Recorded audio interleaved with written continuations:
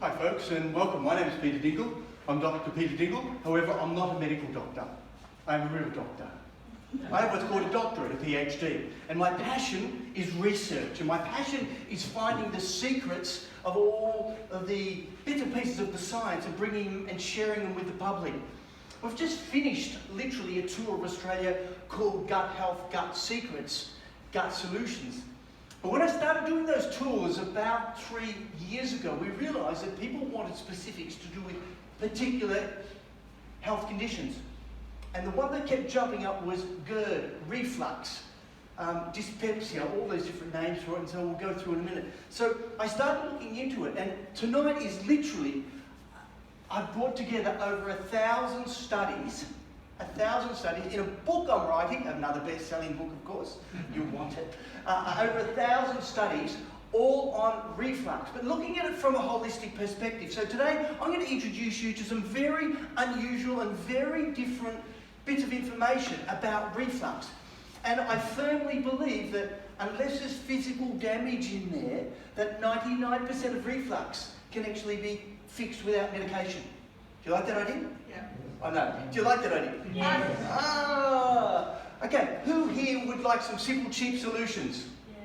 Good idea, isn't it? Well, I'm going to share them with you because the science is available. There are hundreds and hundreds of studies to show that there are things that you can do to stop reflux that actually outperform the medication. But nobody seems to hear about it. In fact, one of the studies I saw in 2012 was a brilliant study, and I couldn't find a more recent one. Simply because there is no money in this research, but you've got to really search hard, and that's what I love doing. So today, we're reflux, GERD, dyspepsia, the science and solutions. So the first part, I have to introduce you to, I suppose, a different concept of what reflux is and all the other conditions around it. So that you can, when you go home and walk away from it, you go, okay, I know what to do. I know what's causing it, I know what to do, and these are the steps I'm going to take. And it starts real simply by saying, it's a whole body, a whole digestive system issue. Reflux isn't just about your stomach and just your esophagus and so on. Your digestive system, first of all, there's all those bits and pieces in here that you all know about because you've been in my previous talks. You know, your stomach and your colon and your small intestine and all those, your mouth, your esophagus and all those bits and pieces. But even more importantly, you've got the accessory glands, the things like your salivary glands, pancreas, liver, gallbladder, that help with digestion. But on top of that, it's connected to the whole body. And it's actually coordinated, and this is the theme I want to really push hard today. It's coordinated largely via the nervous system. So I'm going to show you today that reflux is largely a nervous system disorder. What? Hold on.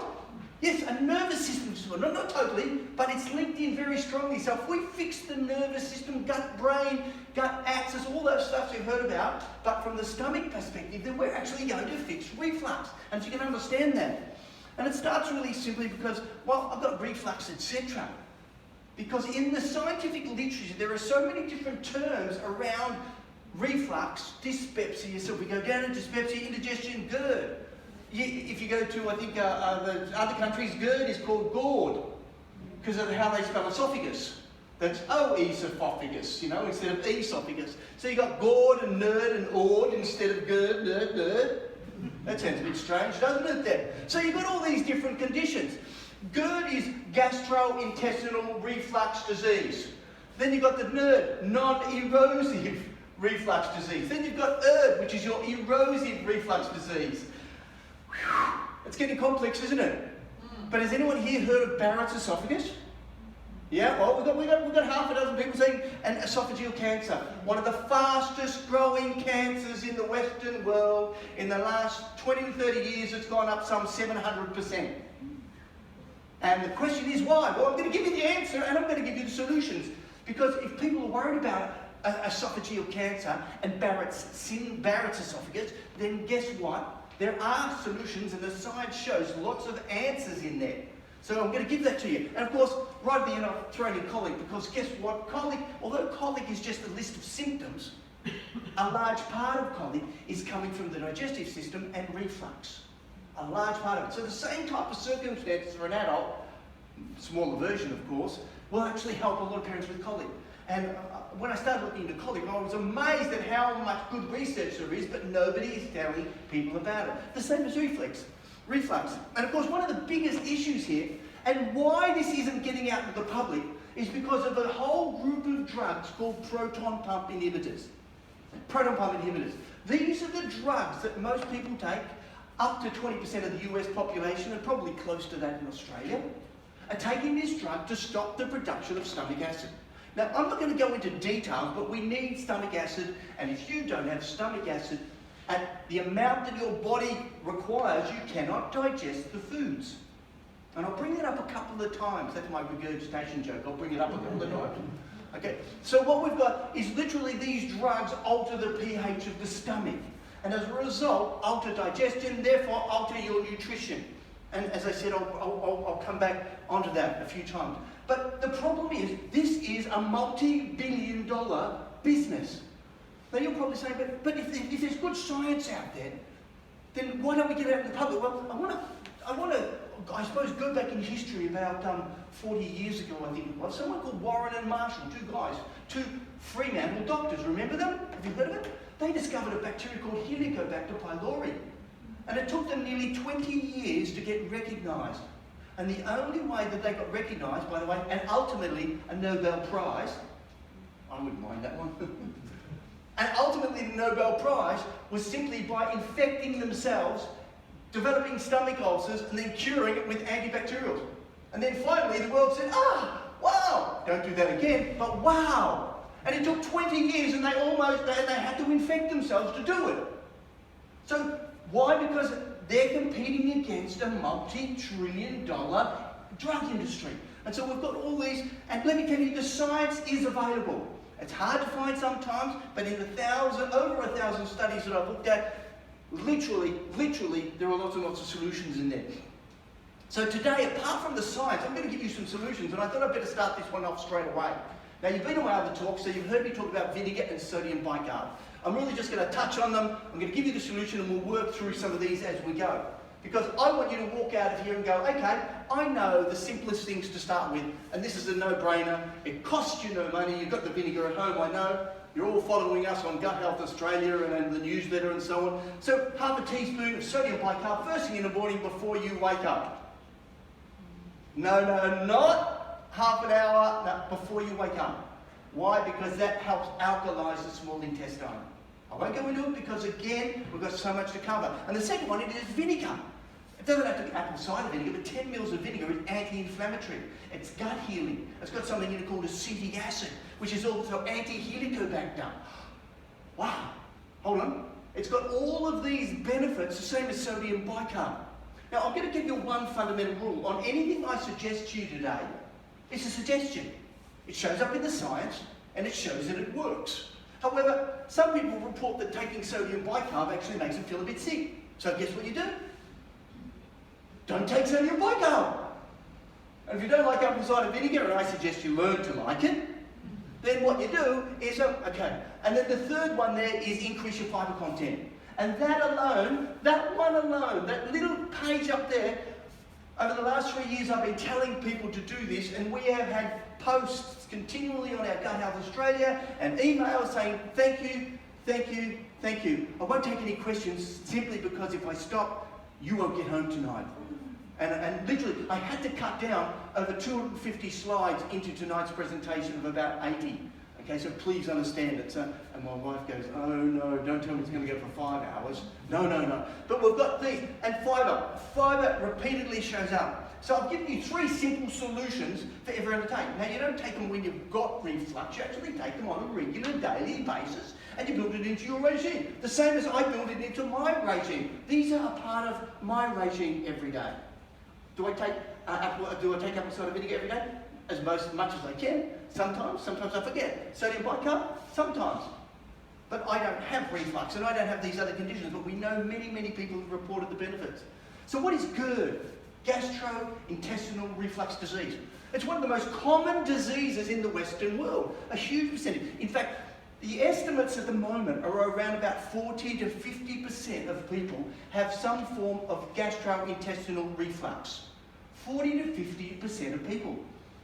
It's incredibly frequent and common, and what happens is probably 20% of people have it on a regular basis, and then the others have it on a less frequent basis. But we know that the level of these diseases are going up. It's worldwide, and in the US alone, and this is about 10 years ago, there are 9 million outpatients visit annually. 9 million. Imagine the cost of that, not just the drug, but the visiting for the medical system, the sheer amount of money. And not one of those, I guarantee, is someone who goes to the doctor and says, oh, here it is, here's the solution, sodium bicarb, vinegar, K fibre, and all these other bits and pieces. But don't worry, I've got some even better solutions coming. In Australia, the latest figures in Australia show that 10% of Australians, 10.5% of Australians have frequent GERD. So on a common weekly basis, 38% on an occasional basis. So you can see we're up to about 50% there. And the proportion is increasing in every age category except the over 70s. Now why not the over 70s? Because they're probably still the old healthy eaters. That's my guess there. But we're actually finding that the biggest increase in reflux is actually coming from the 20s and 30-year-olds. As is the biggest increase in esophageal cancer. As is it's the younger generation coming through who have the highest levels of these incidences. So all of these conditions are increasing dramatically. And so it's a common disorder, and of course, it's not just about the pain and the suffering. There's literally a lot of people who are really struggling to cope with GERD because of how the conditions, it has the pain and all those other bits and pieces, the economic costs of it, and so on. All of these things link to the long-term complications to do with GERD. But what most people aren't aware of, that if you've got reflux, one of the different forms of reflux, and I'm going to go through some of them a little bit in more detail. If you've got one of these forms of reflux, then it's possible that you can end up with a cancerous lesion. You can end up with a cancer of your esophagus. And there are different types of cancer of the esophagus, but they all increase with reflux. And so what we tend to have here is NERD, non-erosive reflux, becomes erosive reflux. You know what erosion is, don't you? It just means causing wear and tear, and literally causing kind of common blistering of the esophagus and so on. And then 10 to 22% become ERD, and then 1 to 30% become Barrett's syndrome, and that comes up to, if you've got Barrett's esophagus, then you are significantly more likely to develop cancer. Now the good thing is, there are a lot of studies around showing that you can actually halt it in its tracks and probably even reverse it. At least in the animal studies and the cell studies and so on. So I'm going to give you this information. It's not just about reflux, it's about the whole stomach, esophagus, digestive system solutions. And of course this one, I like always putting up this one, LPR, because unless you've been to one of my talks, you don't know what it is. Anyone here heard of LPR? You know why you haven't heard? Because it's called silent reflux. You didn't like that joke either, that's all right. So LPR is literally, you'll probably notice, in fact you might find that the person beside you has it, you just nudge them if you think that they've got it when I describe it. But it's the common, the clearing of the throat. Right, anything to do with the throat and the esophagus, clearing up the mucus, right through to chronic sinusitis and sore throat, laryngitis. Something like 50% of the people who have throat problems are linked in with LPR, laryngopharyngeal reflux. So it's very, very common, and you'll often find, I remember a taxi driver in one of the trips we were heading over east, and the taxi driver, every minute went,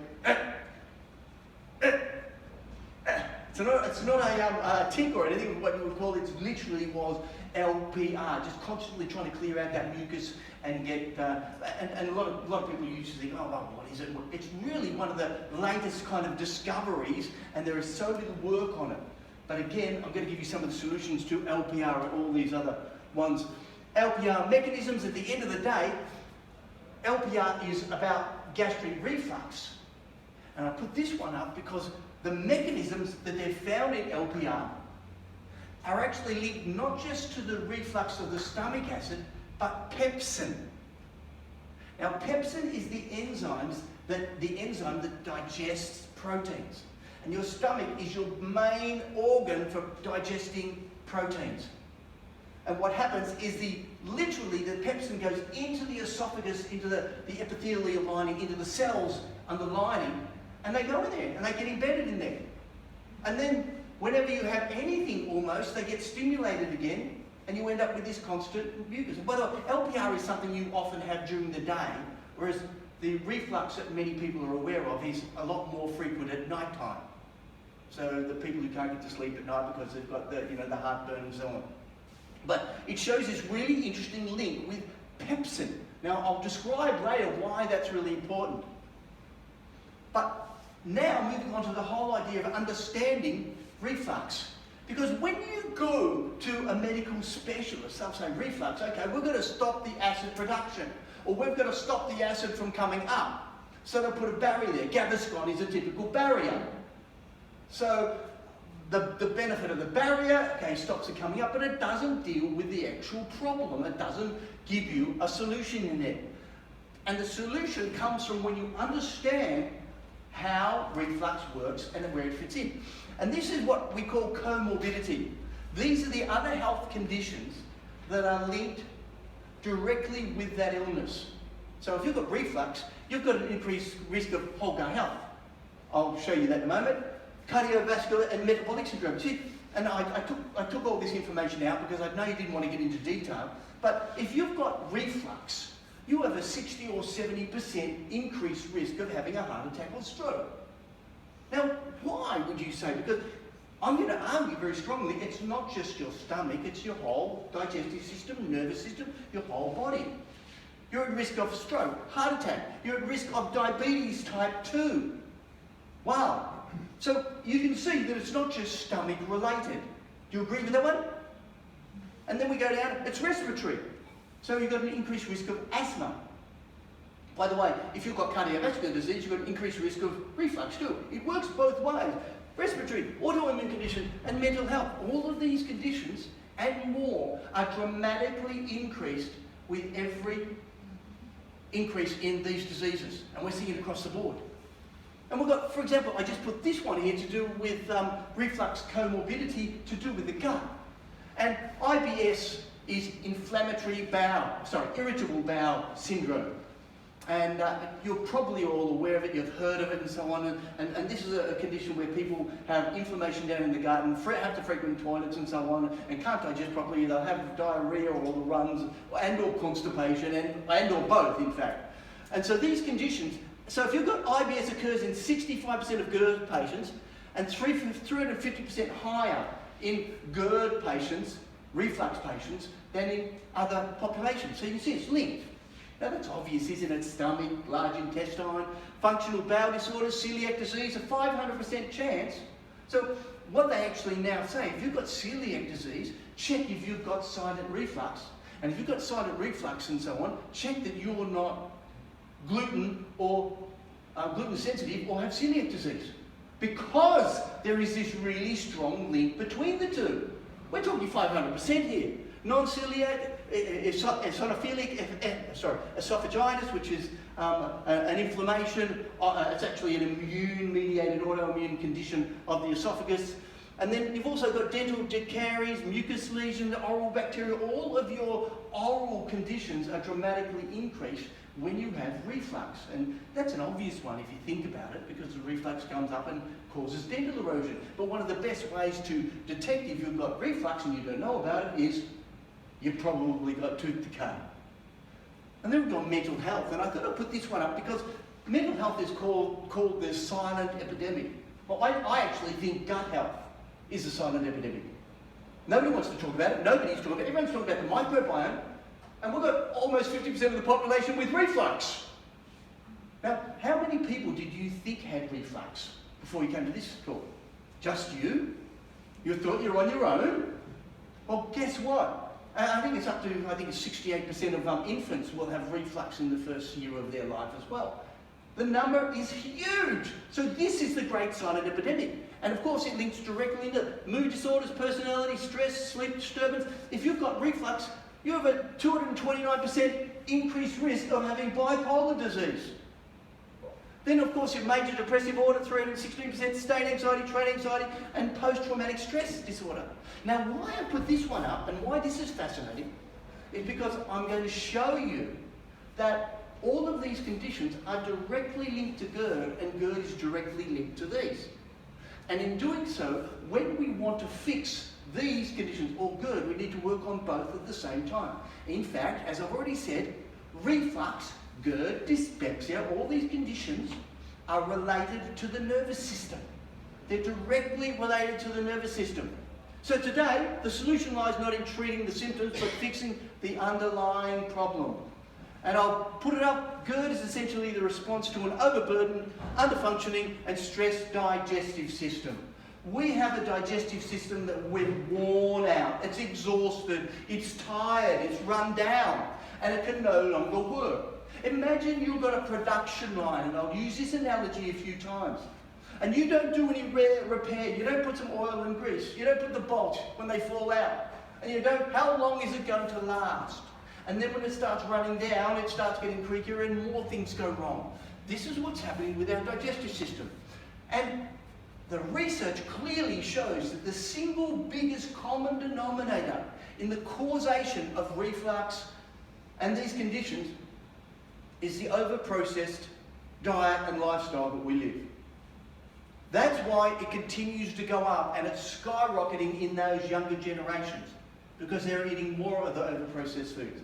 And so it comes back to, if we want to stop it, but also if we want to reverse it, we have to understand that. And so we've had a digestive system, we've had a body that doesn't get the nutrients anymore. I know people tell me, yeah, McDonald's is rich in, I don't know, what is it rich in? I don't know. Or the breakfast cereals are rich in iron that you can't digest, or, you know, we're not getting the nutrients. And we're not getting the nutrients that the digestive system needs to run and function. And some of those are pretty unique and interesting for the digestive system, I'll show you. But we're going to look at working on them, and what we're going to do is rest the digestive system. And I'll give you one example of resting the digestive system. It's called fasting. And repeatedly, the studies on fasting, whether it's you fast 12 hours, 14 hours, a whole day, 2 days, 3 days, anything like that, fasting repeatedly shows not just it's good for you, your energy, living longer, weight loss and all that, but it's actually good for gut health. So if you've got a serious gut problem, the first thing I would do to someone, I'd suggest to someone, based on the science, is fast. Fast. Do it slowly, but fast. And so what we want to do here is understand, we want to rest it. Why? Because every time you've got food in your stomach, it's working hard, it's struggling. And it takes a lot of energy, doesn't it, to eat? And well, not to eat, but to digest. Then how do you feel after a Christmas meal, folks? You've just eaten 3 million calories, right? Just 3 million calories, and you go, well, all that energy, you know, 38 miles a day keeps you healthy, working, whatever the ad is. You've had all that, you're so full, and what do you want to do? You don't want to go for a marathon run. What do you want to do? Or sneeze. That's one of the other options in there. So we've always got another. But the message is that's probably related to reflux. It's all right, we'll cover that one, sneezing. I haven't found that one actually. But what it is literally your digestive system is exhausted. And if you imagine we're constantly eating, always filling our stomach, always overeating, we now have the equivalent of a Christmas meal 3 times a day. And for some people 4 or 5 times a day. And the digestive system is working. You cannot work the system. Normally what we would do is eat, sleep, relax, have a couple of days probably without much food until we did another hunt or found some more veggie, whatever it was, out there. And now we don't do that. We're constantly working our digestive system, even at night time. So people eat later, 8 or 9 o'clock, and just before they go to bed at midnight, they're actually eating again, they'll have another snack, and the digestive system doesn't get a chance to actually relax. So you're constantly working your muscles. And any bodybuilder will tell you, if you want to build your muscles up, you're going to work hard, but most of the building of the muscles is actually done when the muscles are relaxing. That's why